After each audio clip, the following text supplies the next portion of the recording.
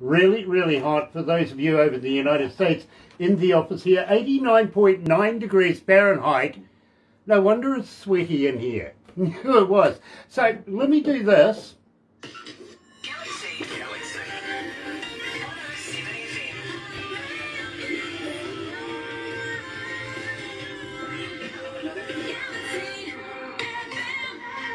That's right, you're right here at Galaxy 107 FM, and I'm absolutely elated today, I really am. Got to welcome everybody along on Facebook Live right now. Having the hills earlier on, brilliant, absolutely brilliant. But I have the kicker right now. Anthony Ligouri is joining us, coming out of Memphis. Yes, Galaxy's resident Elvis is in the house, and he's brought a guest. He really, really has. So, if you haven't heard of Anthony Ligouri by now, and I don't know why you haven't, check this out. I Can't Watch the Movie Anymore, right here at Galaxy.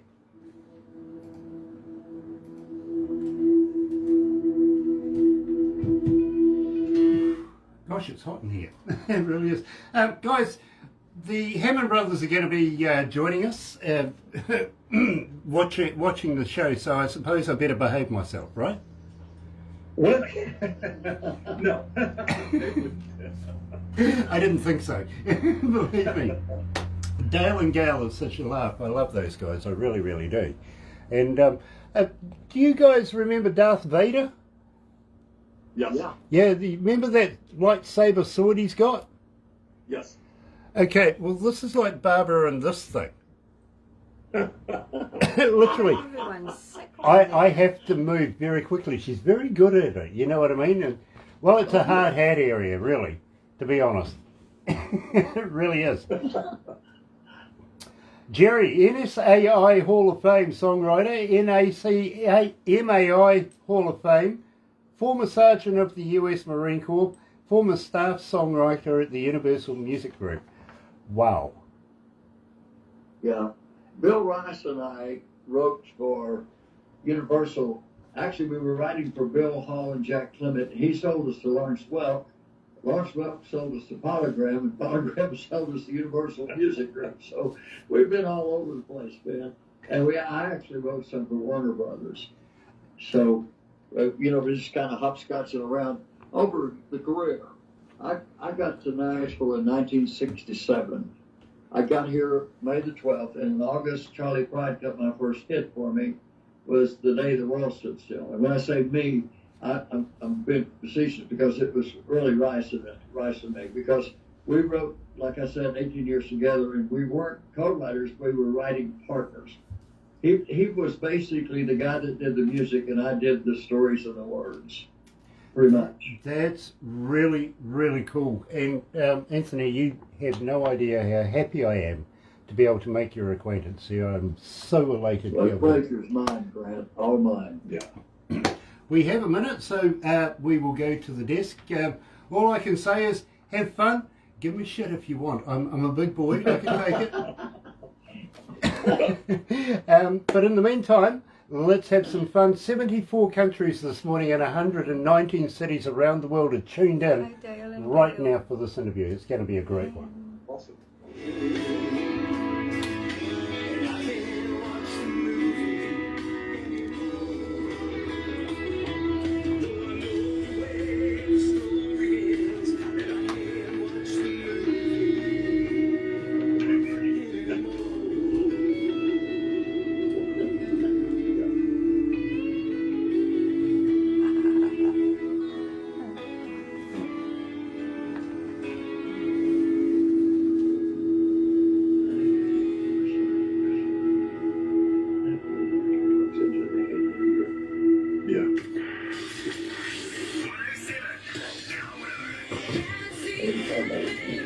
Yeah, absolutely.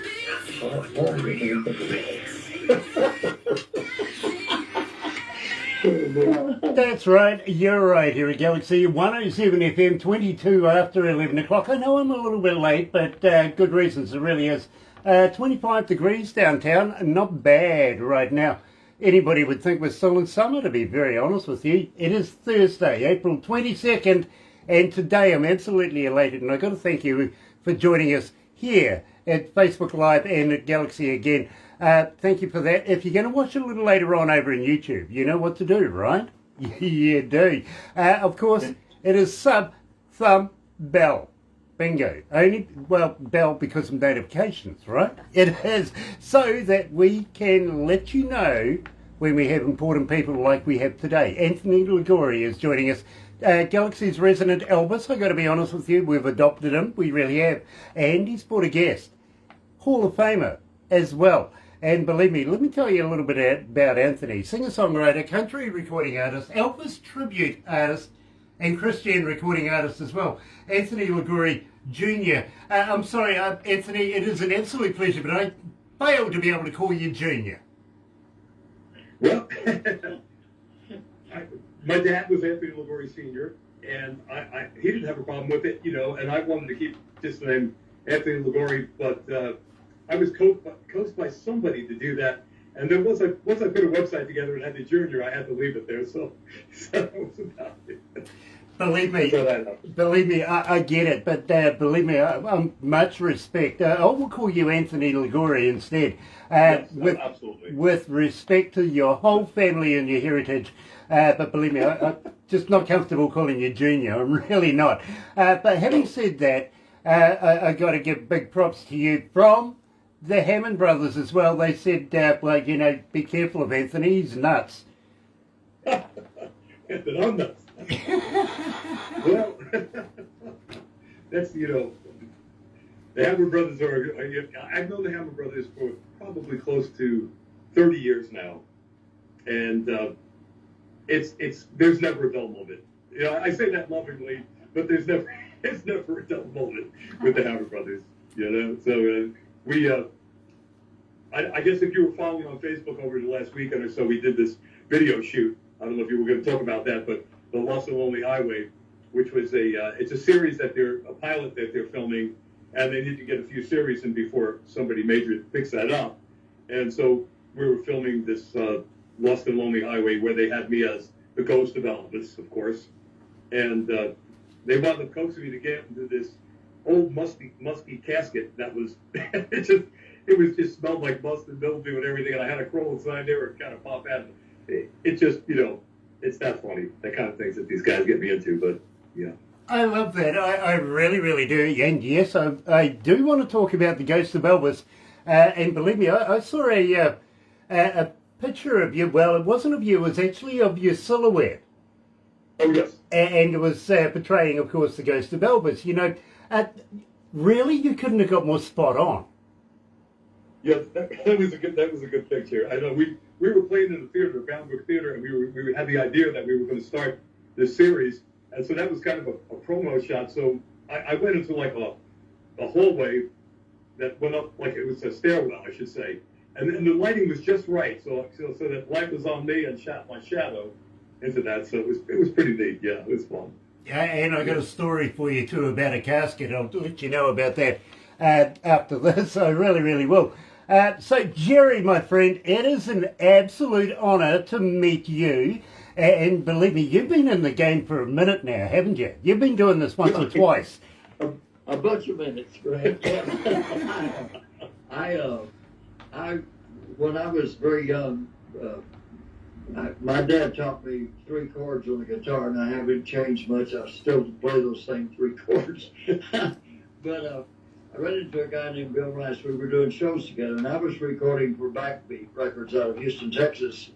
And my first record was playing on this radio station, and they were also playing Bill. Bill was on Dot.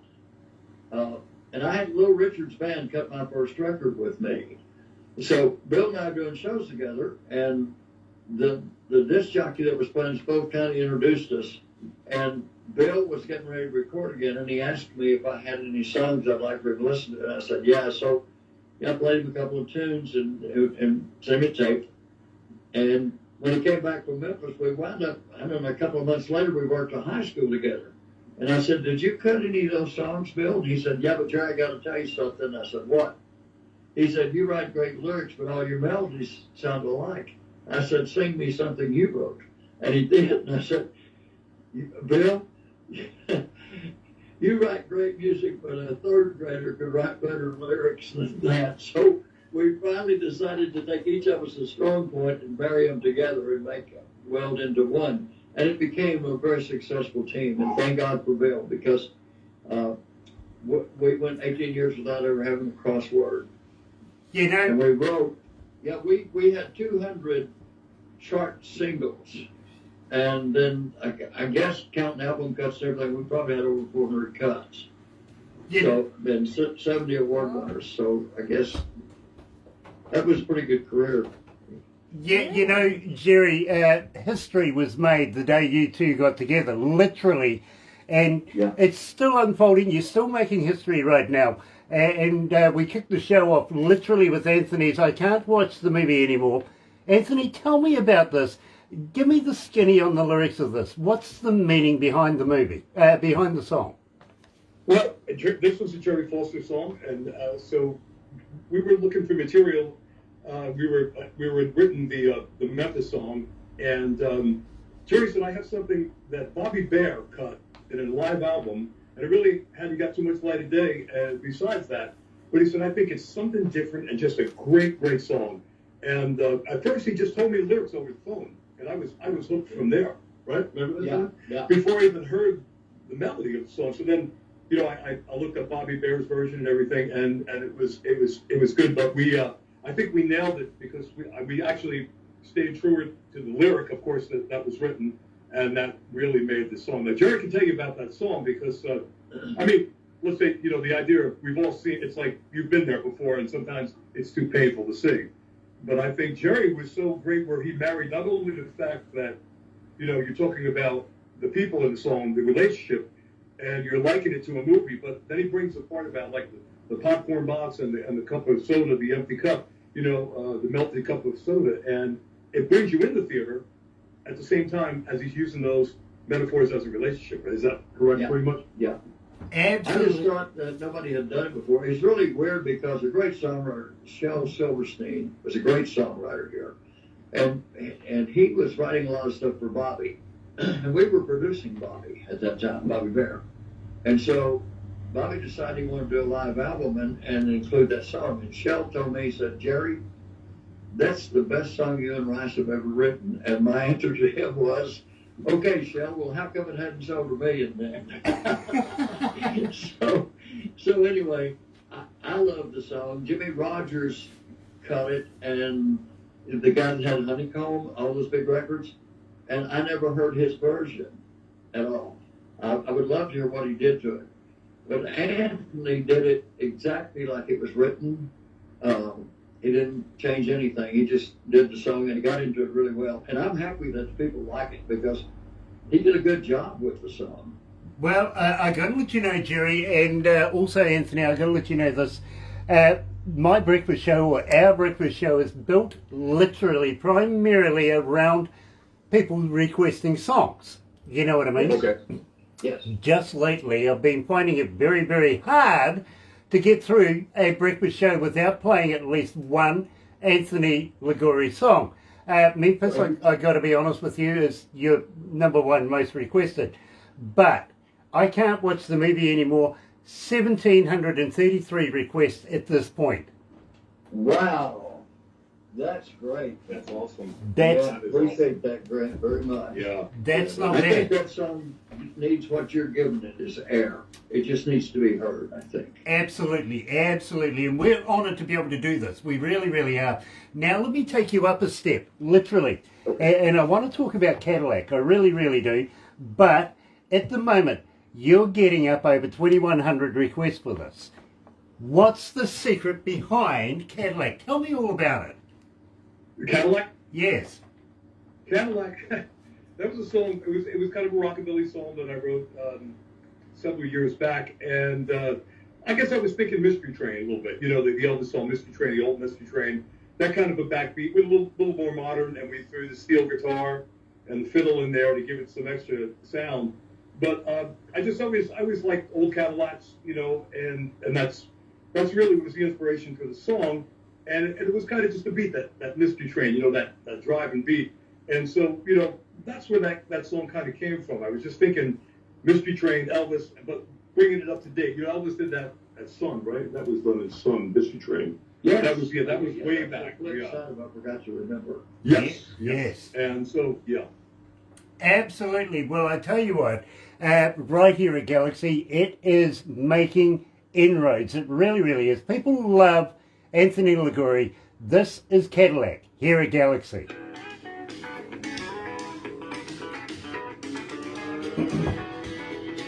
How you feeling, guys? All right.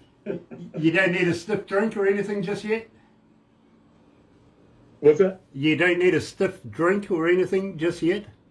They No, don't but you- understand. They don't understand. Moonshine, right? I know the Hammer brothers talk about moonshine a lot. Yeah. I gotta tell you, Grant, that one of the thrills of my life was when I actually met Elvis, and we split a pair of cheeseburgers together.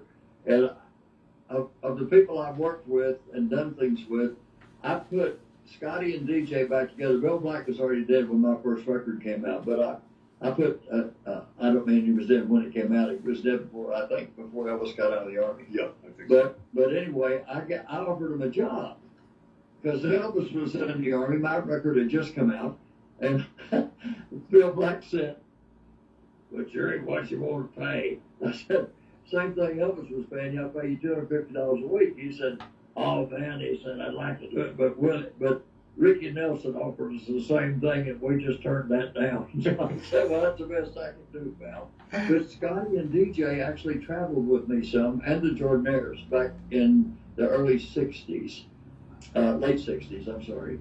And History. Scotty produced an album for me, and oddly enough, there's only about 2 people left alive that's on that album. There's one Jordanaire left out of the original group, Ray Walker, the bass singer, is still here. But DJ's gone, Scotty's gone, Lightning Chance, who played bass, and he played on a lot of the Everly stuff. He's gone. You know, it's just Bill Rice played rhythm, so he's still with us. You know, but it's really weird when I hear that, and I think, wow, you know, I told you we're out 2 bodies. Anyway, what happened was we kind of something that Elvis didn't do. But I told Scotty, I said, play that like you did in 1956 because I know that song. He said, okay. And the song was called Don't Let Go, and it went #1 in Europe. And because of that, I had a chance, and I put the Super Pickers together to play behind me. Buddy Harmon, the drummer, was actually played the tour with me. But anyway, we did 12,000-seat auditoriums. We did 6 shows in 9 countries, and 6 shows in 5 countries in 9 days. We did 2 in Germany, 1 in the Netherlands. But it was so much fun to do that. And the BBC jumped all over it, kind of like you're doing with Anthony's record, and that thing went all over Europe. And so I had #1 record over there since I got the tour. But it was a pleasure to get to work with Roy Orbison and Jerry Lee. Jerry, I'm sorry, I've got to cut in here. We're just running out of time on the track. Well, Get your record off. that's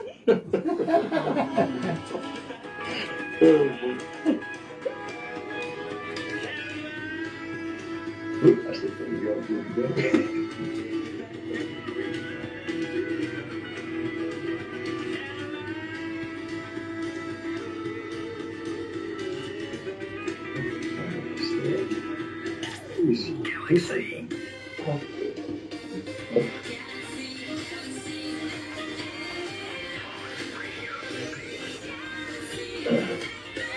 That's right, you're right here at Galaxy 107 FM, 24 away from midday lunchtime. It is 23 degrees, sort of fluctuating, but I lost anyway. Believe me, Barbara won the weather competition this morning, which I knew she would anyway. It is Thursday, April the 22nd, and I've got to thank you for joining us today.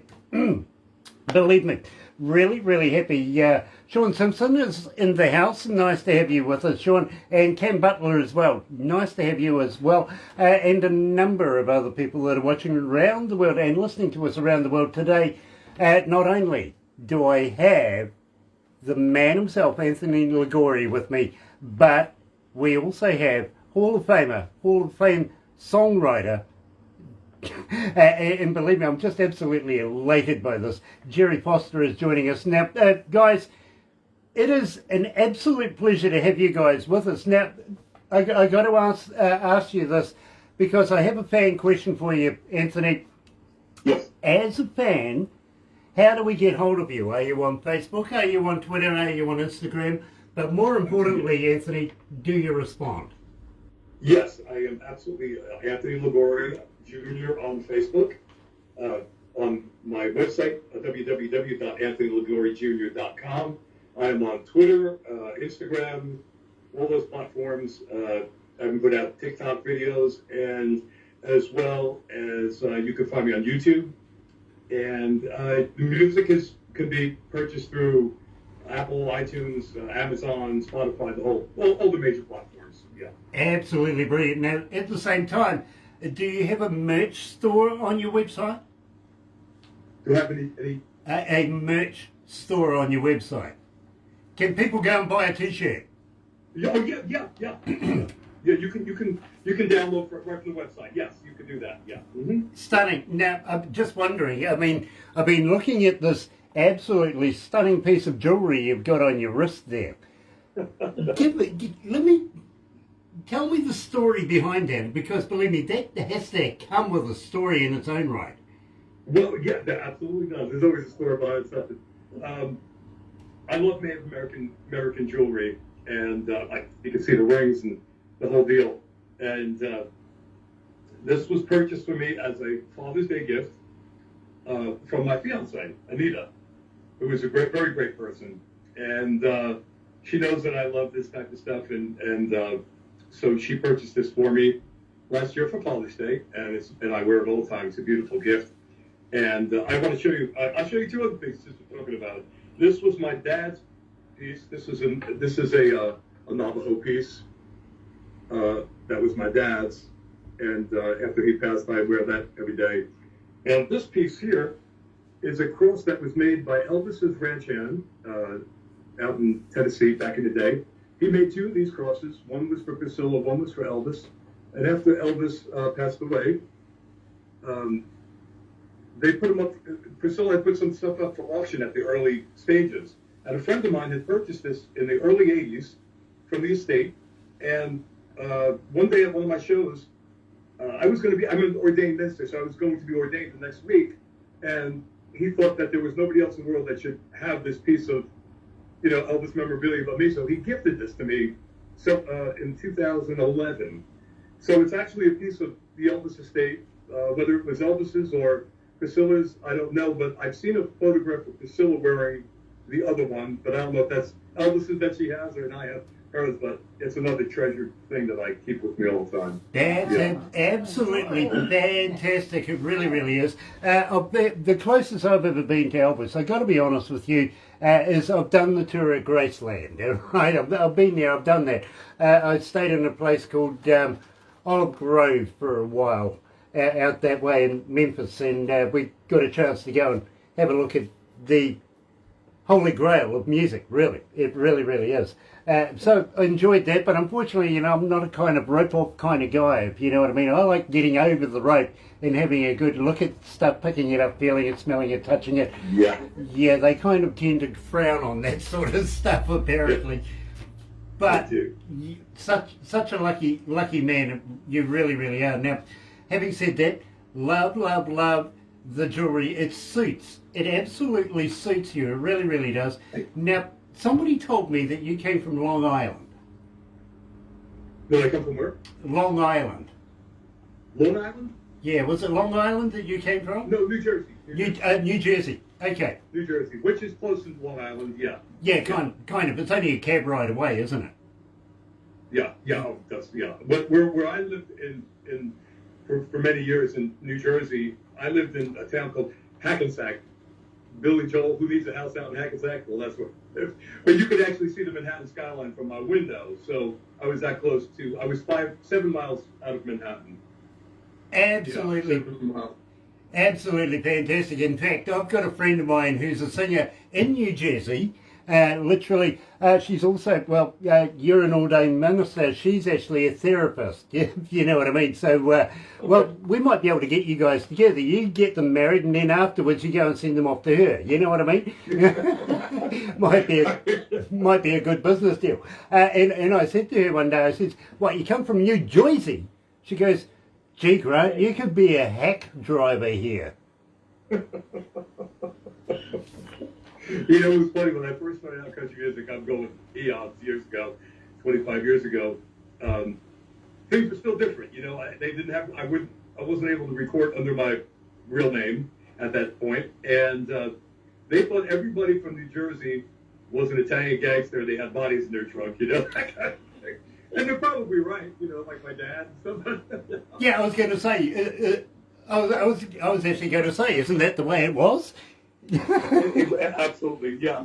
I'll tell you a funny story since we're talking about this type of thing. I think it's interesting anyway. My grandfather, his first cousin, was Joe Gallo, the one that was shot in Umberto's clan house in Manhattan. My grandfather, he was Ligouri, but his mother's maiden name was Gallo. So my grandfather's uncle, which would be his mother's brother, was the father of Joe Gallo, who was shot in Umberto's clan house, the gangster. But he was kind of an odd guy. He was like more into jazz, and he was a high profile guy, which probably caused him his demise. But you remember Jerry Orbach? He was the father in Dirty Dancing. That was his best man at his wedding. They were best buddies. Yeah. Wow. It's a small world. It's a small world. It really, really is. And I love stories like this. I really, really do. Believe me, I'm going to get into Jerry Foster very, very shortly. He's going to tell me all the naughty stuff he used to do on the road very, very shortly. He really is. But right now, we've got to move on and go to the number one most requested song by Anthony Ligouri. And believe me, Anthony, this is going ballistic. It's going through the roof. 4,017 requests at this point and climbing. Tell me about midnight in Memphis, Elvis Central Time. And I want to give a plug to the Hammond brothers who not only, and Gail's joined us right now, not only produced it, but had a little something more to do with it. Tell me all about this song. Why is it so successful? Yeah, we were talking a little about that before. You know, the song came about. I was thinking about a car that was, again, a Cadillac, car that was bought in a junkyard and coming to life. And, you know, we just developed the song into something, but it needed more, you know. And I've been toying around with the idea. So I went to Jerry and I said, Jerry, you know, he could tell you the story about Cheeseburger with Elvis in his book. The last paragraph in that story, when Elvis drives away, and he could tell you about that. It just seemed to be the right way to end the song, or put it together, I should say. So we put the song together, and I think as soon as we put the lyric together, we knew we had a winner right there, and with the rockabilly feel. And yeah, the Hammond brothers produced the session. They sang background. Now, as you know, Dale and Gail were fostered by Ray Walker, foster dad, from the Jordanaires, and they worked as the Jordanaires when the Jordanaires didn't want to leave town with Ray, and they had a younger brother, Johnny, at the time. So they were a quartet, and so they got that, you know, that real authentic sound, and so that's how the song pretty much came about. But I'd like Jerry to tell you the story a little bit about that cheeseburger that ties the whole thing together, if we could. Yeah. Yeah, I was working. I had a group, and I was still in the Marine Corps. And I told you I was playing the biggest club in Savannah. Well, because of the television show, which in the 50s was a big deal, the mayor got me in to see Elvis. He came to do the sports arena in Savannah, and I'd been accused of imitating him. I'd never seen him. I said, how can I be imitating somebody I never saw? We were doing a lot of his songs because people were asking for them, you know, and a lot of people were doing the jitterbug, dancing, all that kind of stuff.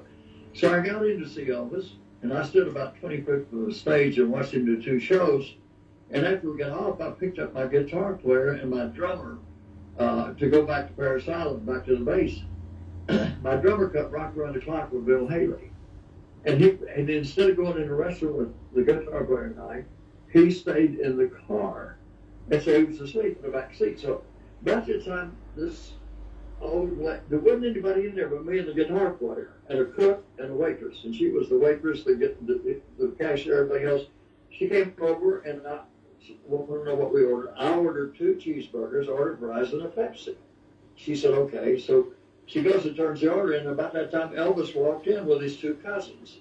And I said, Elvis, I saw your show tonight. I literally saw it. I didn't hear a word you said. Those little girls were screaming so loud. And he started laughing. And he said, Yeah, well, he said the show's always in the audience, and so I started talking to him about some little things, and his two cousins had gone and got a seat. So I said, would you like to sit down? So he came over and sat down beside me, and the older lady came over and she said, what do you want? He said, 2 cheeseburgers, order fries. He didn't know what I'd ordered. Within 5 minutes, here she comes with 2 cheeseburgers, order fries. And she said, who gets this? And both of us at the same time said, I do. And I said, Elvis, that's my order, and I'll split it with you, but when yours get here, I want mine back because I'm starving to death too. He said, the deal's the deal, man. And that's what it was. But at the end of the evening, his next date was in Charlotte, North Carolina. And he asked me if I knew the way to get to Charlotte, the directions. Those days, there weren't any interstates. It was all, 2-lane, basically blacktop roads. And so I told him, yeah, and I gave him directions, and I said, better yet, Elvis, I'm leaving now too, so why don't you just follow me, and I'll turn my blinker on about 10 miles up the road where you turn off. And he said, okay. And so I got him to say hello to my drummer. I woke up, Chuck up, and he said hi to him. And he went right back to sleep. He didn't remember meeting Elvis the next morning. Anyway, I guess Elvis was in a hurry. I was doing about 70 miles an hour. He went around me, I don't know, up the road a little ways, like I was parked. I mean, he was flying. Man, he'd be doing 100 miles an hour, and he was driving himself. He was driving a brand new Eldorado convertible. At that time, it was white. Later, he painted purple. But anyway, when he went around me, before he went around, he blinked his lights. Then he came around me and blinked his lights twice, like, see you later, bye-bye. And so the last time I saw Elvis, it looked like 2 cigarettes in the dark walking away. The lights just kept getting smaller and smaller.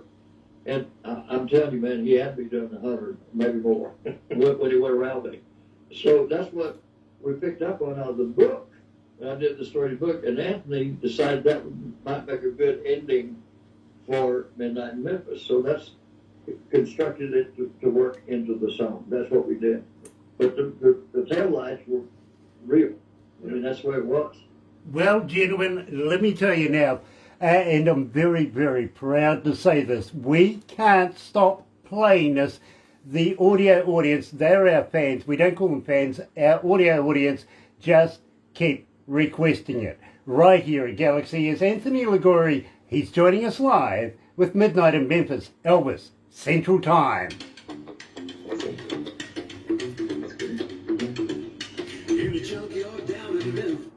How you feeling, guys? You okay? Yeah. No, that's awesome. That the song is doing that well, I'm happy.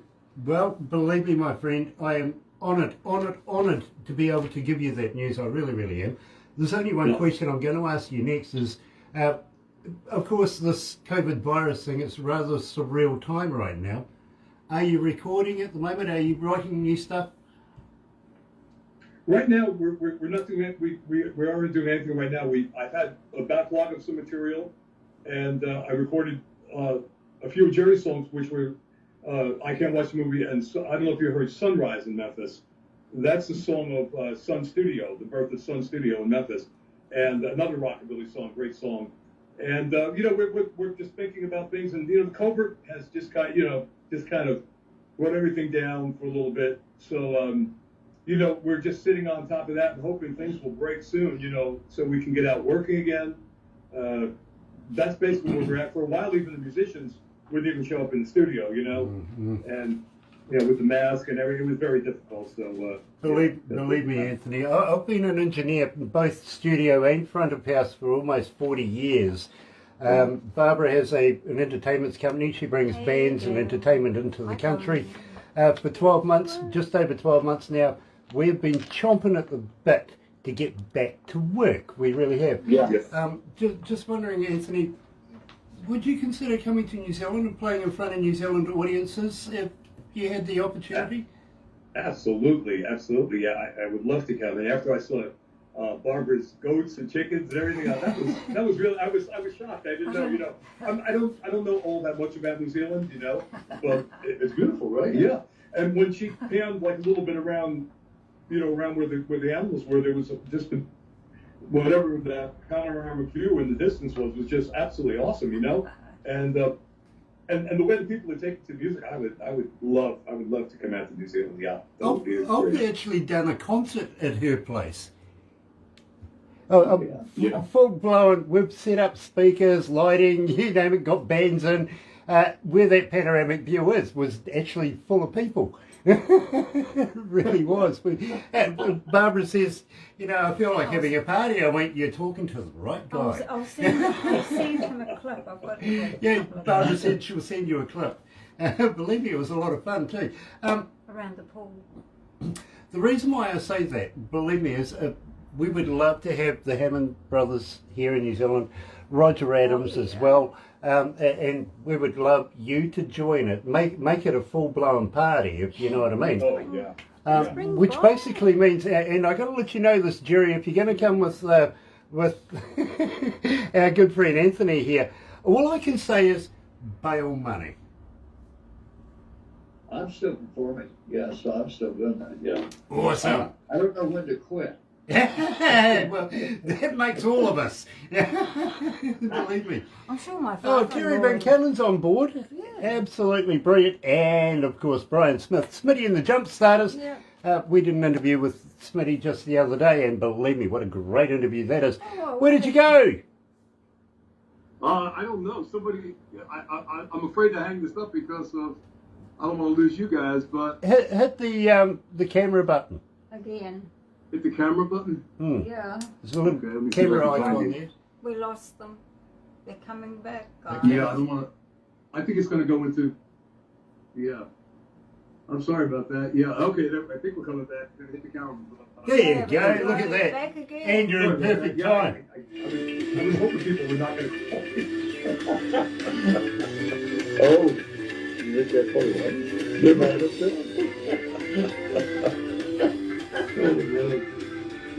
Oh, that's what I did.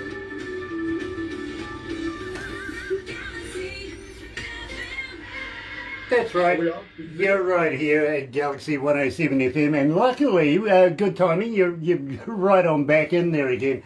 Got to say hi to Brian Smith from Smitty and the Jump Starters. Had a great interview with you the other day. Absolutely fantastic, and I know you've been chomping at the bit to see this interview, so thank you for joining us. Also, Terry Van Cannon is on board as well. Nice to have you on board, my bro. Steel guitarist, expert, absolutely extraordinaire. He really is. We love Terry Van Cannon, we really do. Now we've got to say hi to a very, very close friend of ours that's a new friend, and we want to welcome both of these gentlemen to the family, as of course Jerry Foster and Anthony Ligouri. Now guys, I don't know how to say this, but thank you so much for joining us. Welcome to the Galaxy family. Now, at the same time, I was just, while we were talking off air, just inquiring if you'd be interested in coming to New Zealand to play in front of New Zealand audiences. And believe me, we're a little crazy down here. I hope you're ready for that. We like crazy. Yeah. We'll feel at home that way. Nice. Well, believe me, if you know anything about me, you'll realise that I, usually challenge our international artists to a number of things while you're here. It's not all work, but it's not all fun either. Believe me, there's a bit of grantism in there as well. Now, you said you didn't know much about New Zealand. Let me fill you in. This is really cool. It really is. New Zealand is made up of 3 islands. Right down the very bottom of New Zealand is a tiny little island called Stewart. Okay. Yeah, it's the only island in New Zealand that actually got a name. Okay. Because literally whoever named these islands, after that, ran out of imagination, called the next one South. Yay. Yay. And of course, where we are right here, we're actually in the North Island. Okay. Yeah, you see, imagination, they didn't have any, even the Maoris called this place the land of the long white cloud, which is Aotearoa. At least that's something, you know what I mean, rather than South and North. Yay, great. You should try being brought up in the South Island. They said, where's that? It's kind of south of this and west of that and east of this, and we're here, you know what I mean? But we are the first country in the world to see the light of day at the time as well. And of course, we are your future right now. So I got to thank you for taking time out of your evening to come and visit us here in New Zealand. It's an absolute pleasure to have you in the Antipodes, and we would love you to come and play. We would. Now, Jerry, do you think Anthony's up to keeping up with you? I got to keep up with Jerry. Yeah, I think so. I'm trying to keep up with Jerry. Exactly, that's what I'm saying. Now, having said that, and I'm going to just inquire because the on-air producer, I actually have a voice in my head that's talking to me all the time while I'm doing this. She says to me, ask him about the hoo-hoo. Now, have you ever heard of a hoo-hoo grub? Hey, what? A hoo-hoo grub, spelt H-U-H-U. No. Okay, you're familiar with a caterpillar, right? Mm-hmm. Yeah, this is like a, it's like a caterpillar on steroids, really. It's like a big double-decker bus to a mini. It's big, it's white. I recommend alcohol here, I do, because the indigenous folks of New Zealand, called the Maori, actually have these as a delicacy. They really do. And what you do, I don't know, are you familiar with the white worm at the bottom of the bottle of tequila? Yes. Yeah, have you ever had the worm? You ever tried it? Yeah.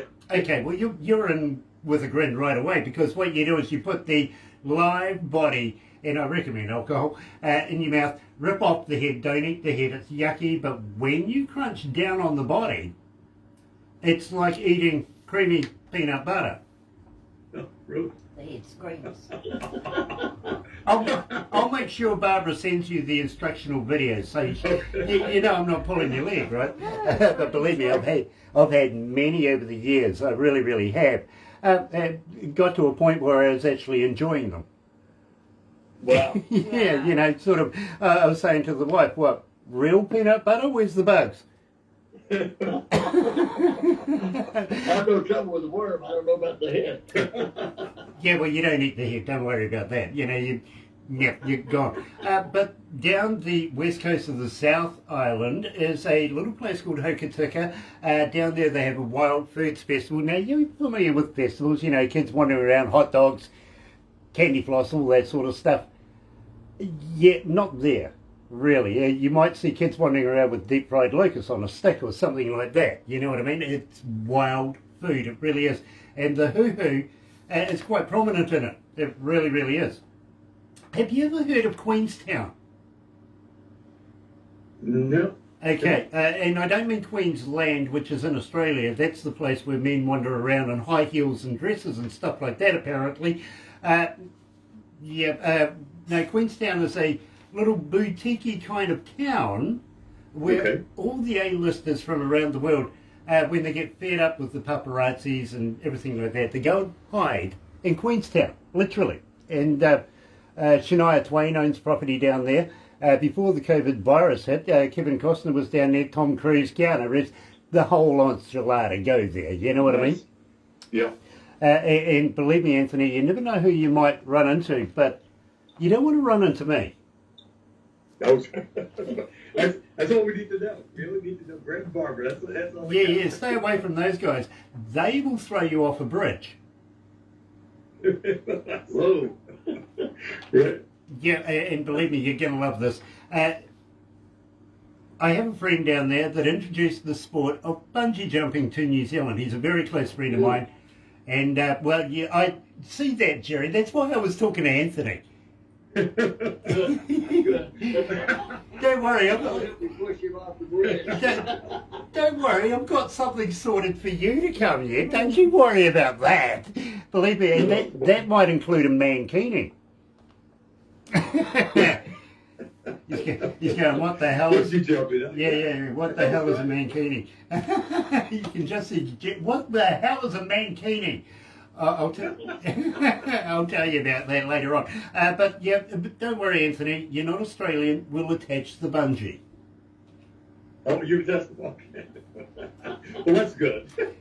Well, you know, us Kiwis and Australians, we have this love-hate relationship. It's like the Americans and Canadians in ice hockey. You know what I mean? Yeah, exactly. It's one of They're those. better than we are. Yeah, well, here in New Zealand, our national sport is actually rugby union. That's like gridiron without the pads and helmet. Playing real. And no forward passing, by the way. None of that goes on here, believe me. But we have former world champions, the All Blacks. Australia has the Wallabies, sorry. Okay. No, I got it right the first time, actually. 30 years without anything in their cabinet. Definitely the wannabes by now.